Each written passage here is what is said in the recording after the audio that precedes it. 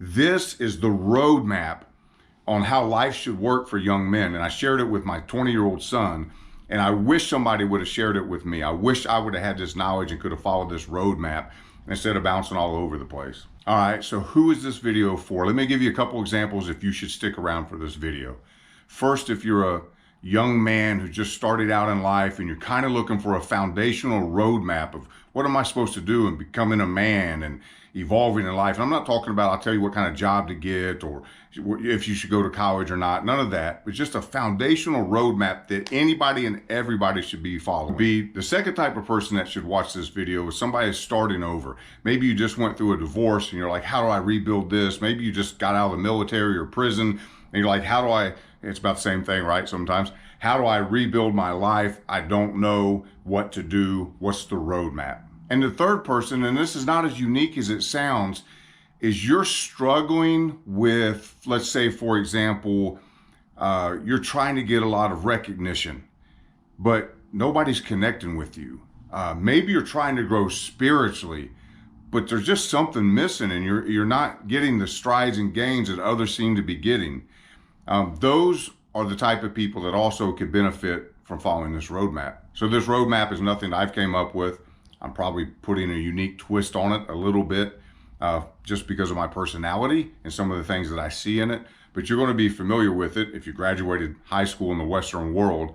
And it's Maslow's hierarchy of needs, right? That triangle that we talked about in school. Now, that is a psychological, physiological needs that have to be met kind of thing that we talked about in school. But I want to look at it a tad bit different because now when I look at it, I'm like, this is the roadmap on how life should work for young men. And I shared it with my 20-year-old son, and I wish somebody would have shared it with me. I wish I would have had this knowledge and could have followed this roadmap instead of bouncing all over the place. So the very first base core is the physiological needs. Now I'm going to imagine, and excuse me for assuming, if you're watching this video and you're in the USA or the Western world, your physiological needs are more than likely met. I don't want to spend a lot of time on that. You got to have air, right? You got to have water. You got to have food. You got to have shelter. You got to have sleep, clothing. You have a reproductive drive. All these things are part of that physiological foundation. Now, keep in mind, if somebody deprives you of air, you are going to fight to try to get that air. You're going to do whatever it takes. You're going to go crazy, right? And for a lot of these things, it's the exact same thing. If you're thirsty, you would do a lot to get a drink of water. If you'd been in the desert hiking for days, hours, in a burning sun, dry, you're going to do a lot. You're going to almost sell your soul for most people to get a drink of water. If you're starving, you're going to do something. If you're out in the cold, you're going to do something. If you've been without sleep, it makes you crazy. Physical urges you have for all of these things can make you do crazy things. So that foundation has to be met in order to even progress in life and to have your needs met physically and mentally. You get that right. David in the Bible, King David, now this is a man that the Bible says was a man after God's own heart. So he was the teacher's pet, if you will. He was the one that God really loved interacting with and knew he was a good boy. And he prayed one time this prayer, God, don't let me be so poor that I'd have to steal food. And you guys, I've been there. So broke that I went to the supermarket and shoplifted frozen pizza. Not proud of it. I was a very young man, but I've been there that broke. And David's prayer was, don't ever let me get that broke and hungry that I'd be willing to steal and compromise my morality. And he also prayed, don't ever let me get so rich that I'm arrogant and forget you as well. So we got to balance that out. So before you set in judgment, first of all, if anybody else, homeless person or a young person that's, doesn't have any water and food at home, doesn't really have shelter, is not getting sleep because of the stress and the environment they're in, and all these other things, before you're so quick to judge them on making immoral choices in order to feed themselves or to feel safe or to get some sleep or to do what they think they need to do to survive, I think that's something you need to ask yourself if you've never been dying for water, if you've never been dying for food. And here's a big one I think that most of us miss: property. So let's take this, and I'm going to keep going through these steps. Once your physiological needs are met, right? You're breathing, you're eating, you're drinking, you have clothes, and you have shelter. The next thing is we're trying to create security. So you need to move to a place that you feel security. If that's not your neighborhood, if that's not within your family, then you've got to be looking for a way to move in order to get safety. If you're doing some type of startup thing and you don't have, and I know this is going to be challenging, but you don't have income or steady income, you might need to take something more stable on a 9 to 5, for example, and work on that stuff at night and on the weekends. Because if there's no guarantee that that money's coming in, you're taking big risk and you're not going to be able to pay rent. Well, now you don't have the safety of knowing that your needs are met, that your water's met, that your food's met, that your shelter's met, that type of stuff. So you need to focus on building that safety net for yourself.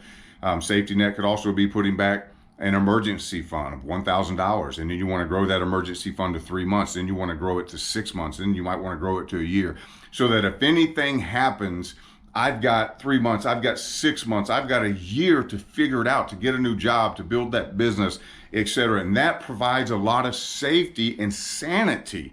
If you're a young person, you got all your needs met, you live now in a nice area that's safe, you're around safe people. You know, we still at times leave our door unlocked, leave our car doors unlocked, leave our bicycles out. My wife is from Brazil, and she is shocked often that we leave my daughter's bicycle out in front of the garage. She said, you could never do that in Brazil. And I said, well, you could never do that in certain parts of our city as well. So you want to move to a safe place, and that also talks about property.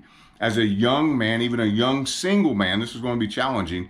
As you look for that property, as you look for that move to safety, you should be accumulating property. You should be a homeowner. You should be buying land some type. And you're going to see why when we move into the next level. But you create an environment that you feel safe, anybody would feel safe in, you have resources, and you own the property. That is a great first step coming out of high school, and if you're not going to college, to be focused on those things. Once you feel safe, once you have resources, once you have steady, predictable income, once you have property, now is the time. The next step in that evolution is you can really begin to focus, and what should naturally be occurring is intimacy, friendships, deeper family connections, this sense of connection to the community, to the people you work with, because now you're in a much better headspace. And also you become a much more attractive suitor for single ladies, young men, when you have it all together and you live in a nice area and you have some resources and you have steady income and you're a homeowner, all as a young single man. I think you can see the point that I'm making. As we follow this and all our needs are met, and then we get into a really safe place in our income and our home and our environment, now we're able to have friends and family over without embarrassment and without making them in an unsafe. We're able to court young ladies and date and find ourselves as good catches. Label yourself as a good catch. You're not in a position that you moved into an apartment with a young lady and you guys are splitting rent or whatever, and then you guys break up and she puts you out, or you have to move out or you go in separate ways, those types of things. I'm not saying divorce can't happen or anything if you own a home and get married, but obviously it does. But now is when you start finding love, you start building a family, and there seems to be just this connection that goes much deeper into your community. You start having kids. As we talked about building family, the kids join the local school. You're attending athletic games and meeting other parents. There's soccer parents, and basketball parents, and football parents, and cheer parents, and swim parents. And you're going to the PTA and you're getting to know and there's just this sense of community that starts to build. Now what happens in the next step that should be happening, all your physiological needs are met, all your safety needs are met. Now you have the sense of love and belonging to a family and a community and an employment or a style of work.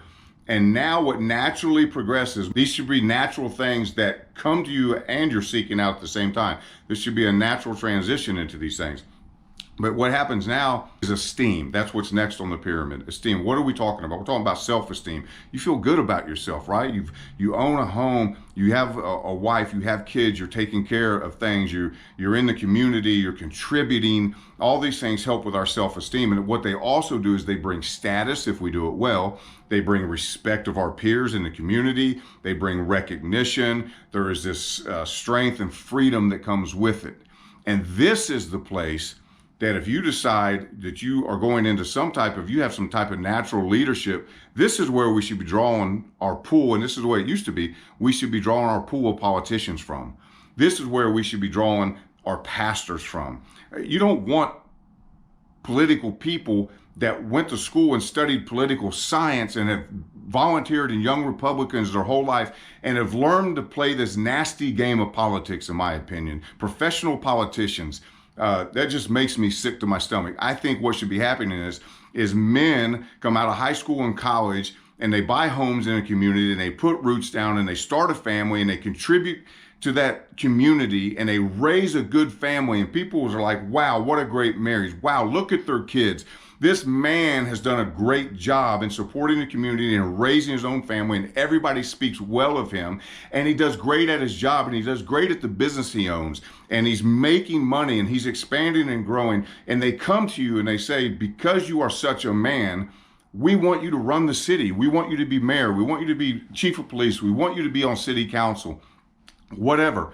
And then you take that role. We're getting way off into politics, but I'm giving you an example. Then you take that role and you still are able to maintain your family. You're still able to run your business. You're still able to retain your integrity, and you grow the city's budget, the city's savings, whatever you've been elected to do or appointed to do. And I'm just using local politics as an example, obviously. But you do very well at that. Now there's more status and more recognition and more respect and more self-esteem, and you're at that self-esteem level. And that continues to progress. Now, if you've done great in the city, maybe you go on to governor. If you do great at governor, then we should talk about you going to House and Senate and presidency. But it's because you've done all these things while still maintaining your family, your business, your integrity, etc. Not because you played some political disgusting game. And hey, it goes for church too. You shouldn't just go to seminary and study the Bible for 4 and 6 and 8 years and get a master's degree and then come out, and because you know this book inside and out, you think that qualifies you to shepherd people.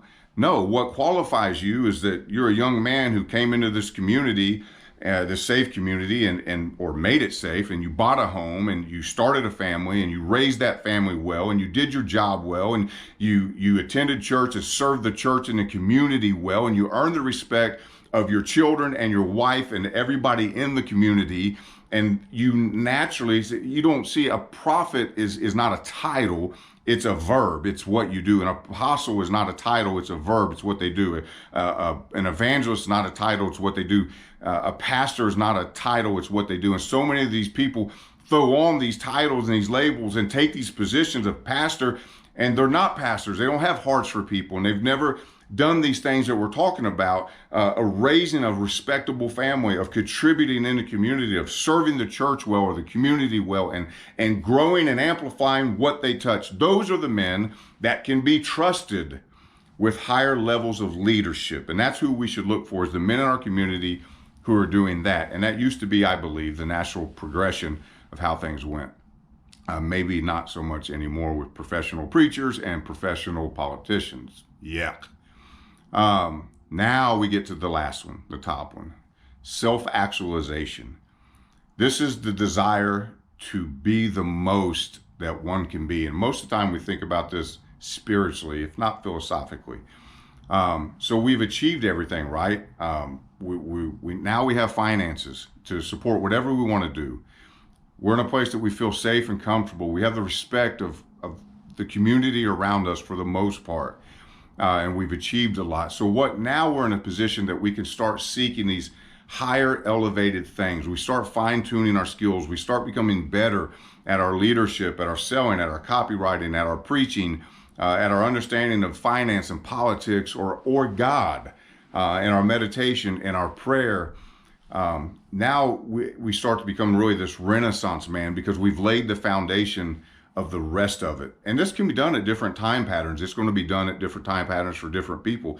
I know a 19 or 20-year-old girl, one of my best friend's daughters right now. She's a homeowner and just bought a building to put next to her house. She's a dog groomer to run her own business. So 19 years old, homeowner running her own business, right? She's at a place, she has safety needs met, she owns property, and she's running a business. She's going to start, she already is, garnering and winning the respect of the community, and especially her elders that are watching her, like myself, and her dad, super proud of her. But she's going to start garnering the respect of the community, deepen her relationships romantically, probably end up getting married, have kids. Like, she's at that stage at 19.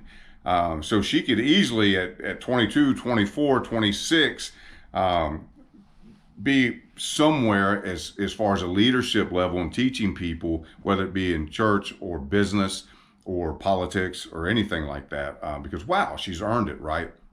So it can happen very fast. People, this might be this is their lifetime mission, right? It takes them a while to save up to get the house, and then in order to build the family, and then they've got the respect of everybody, and then the children finally graduate college, and it frees up more finances and time for them, and they're in this empty nest syndrome. And so they say, what now with my life?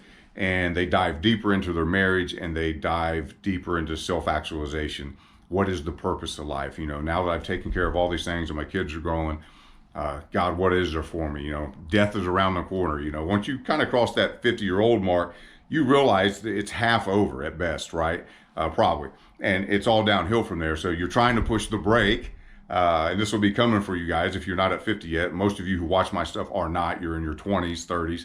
But you're pushing that brake, trying to stop it, and you can't. So now that you can't stop it, you have to face it. So when I get to the end of this road, what do I want to leave behind as a legacy or a meaning?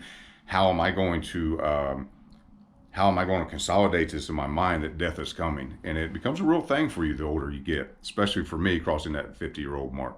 I know you guys don't think I'm 50 with this white. There's no way that handsome man is over 50 years old. And I am, barely, but I am. And another story that ties into this, I think, a lot about the self-actualization is Solomon in the Bible.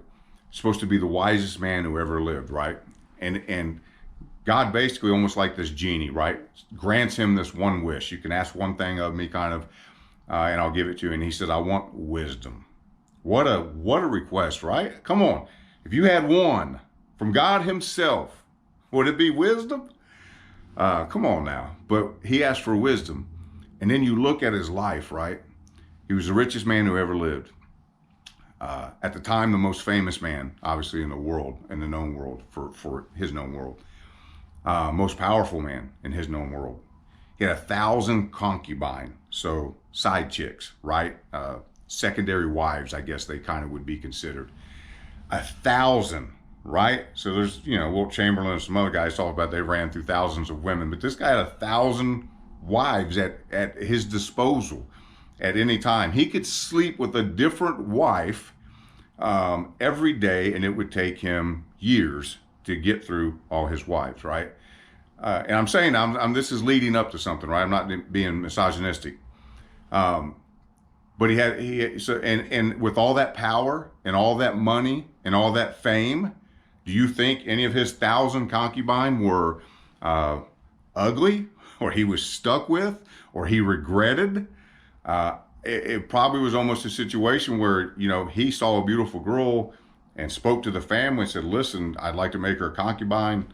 They know who he is. He's going to take care of her. The daughter's going to have a great life. And that was much more of a common thing at that time in that part of the world. And so it was probably an easy sell. So he probably handpicked this litter of 1,000 side wives that were extremely hot. So why do I say all this? Because most men struggle with this. They want power, they want sex, beautiful women, and they want money, and they want fame. So here's a man who went to God and said, I want wisdom. And God said, fine, I'm going to give you fame and power and sex and money. and I'm going to exhaust all those things, because then you're going to realize what he says in Ecclesiastes, all is vanity. Life is like this happiness, this pursuit is like trying to grasp the wind. It's the story of all these Hollywood people that they finally get, or famous rock stars, whoever, and they get to Hollywood and they make all this money, Jim Carrey, and then they say, I'm depressed, I'm suicidal, it's not what I thought it was, it means nothing, I hate it, because they thought that was going to be the solution to their life. And then they get there and it's not. So it either turns them into a drug addict, black hole, still trying to fill it with everything or escape it. They become suicidal, or they could self-actualize. And that is what I think happened in Solomon's case, is God said, well, I've got to give you all these things, because if I don't let you exhaust all these things, you'll always be looking yonder saying, yeah, but man, if I had a hot chick like that, if I had that much money, if I had the power, if I had the fame, whatever your little itch is that need to be scratched that you think another man has that's going to bring you satisfaction and happiness, you're always going to be wondering. God took Solomon to a place he no longer had to wonder. Was it any of those things? And you know what his discovery was?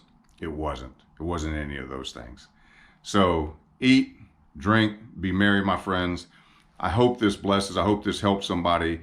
I hope that it kind of maps out a roadmap for you if you are a young man or you're starting over. You got your physiological needs met. Then take care of your safety before you start thinking about girls. Buy a home in a safe place before you start thinking about starting a family, before you start thinking about reproducing, before you start thinking about getting married. That would be my challenge to you.